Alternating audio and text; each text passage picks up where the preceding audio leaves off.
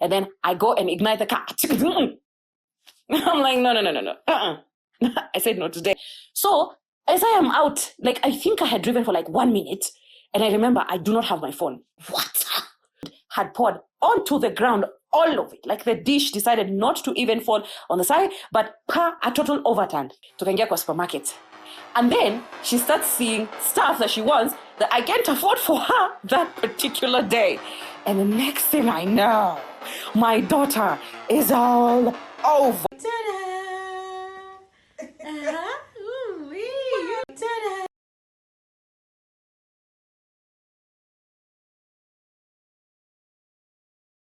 Stacks of yogurt down, piling down. What the on earth? Like what? Yani, embarrassment, shame. I don't even know how I'm going to start explaining this. I crouch down. I'm starting to pick them up one by one. Nataka sasa to try and organize them back. Yani, who am I even going to start convincing? I do not want to piss off the attendants at the supermarket. And I just see this young man. He just walks up to us. He's just so calm. And when he comes up to us, he starts, of course, engaging Goshi. And he's just trying to joke. And then I don't know what she thinks he's doing. So she goes like, what? Like she's warning him. Wachana maybe and leave her yogurt. I think she actually thought that she would sit down and start working on the yogurts hapo.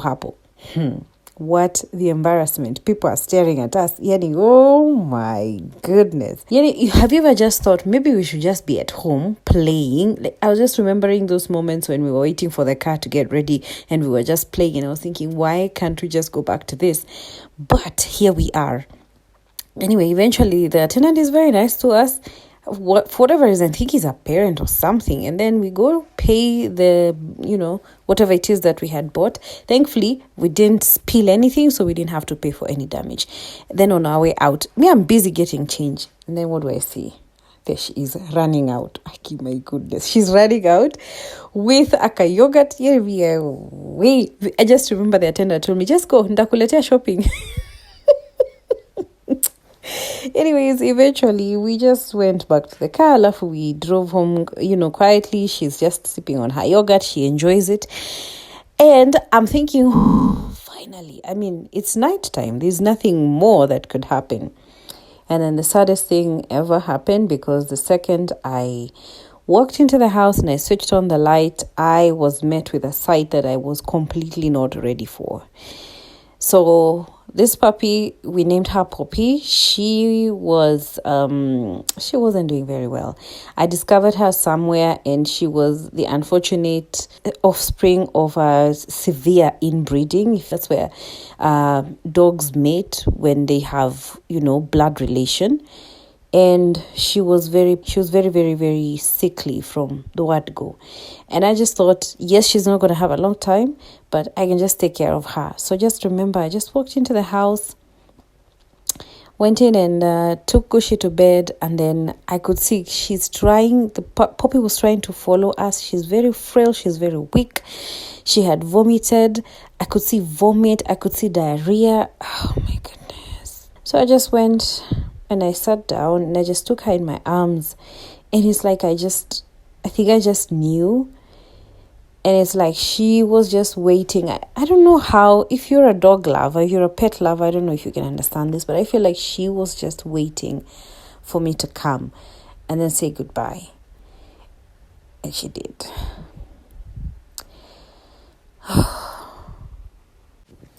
Now I know Gushi's a little bit too young yet to understand what happened or why Poppy just suddenly disappeared. So I wrote something like a tribute or a story for Gushi to listen to, even in future, and to understand that we lost someone whom we loved, but that's okay. That's love. Once upon a time, in a cozy little home where love lived in every corner, there was a tiny cream-colored puppy named Poppy. She wasn't like the others in her litter. While they tumbled and chased and barked in the yard, Poppy would often sit still, blinking slowly, thinking deeply, and sometimes shivering just a little from the cold of the world. But there was one person who saw something special in her. Someone who looked past the fleas and the fragile legs. Someone who knew that even the smallest pup can carry the biggest heart. And that someone was Mama. Mama would scoop Poppy into her arms, away from the noise and rough games, and take her to a quiet room filled with books and soft rugs, a place where ideas danced and dreams were born. Mama called it her study, but for Poppy, it became something else, a castle. And in that castle, Poppy wasn't the ranch, she was a queen. Every day, Mama would tickle her belly and stroke her ears, and Poppy would close her eyes in delight. And she'd lick Mama's hands over and over like she was saying, "Thank you for seeing me. Thank you for letting me stay." And whenever Mama opened the door to that special room, Poppy would stroll in like royalty, chin up, tail wagging, because she knew, I belong here. And she did. The three of them became a soft triangle of love. But one day, Poppy began to grow very tired. She didn't bounce quite the same way. She didn't eat as much or play as long. Her little body, also always so brave, was having a hard time staying strong. Mama did everything she could. She bathed her, fed her soup, carried her, and whispered to her through tears until one afternoon, while resting near Mama's heart, Poppy looked up one last time, and then she closed her eyes.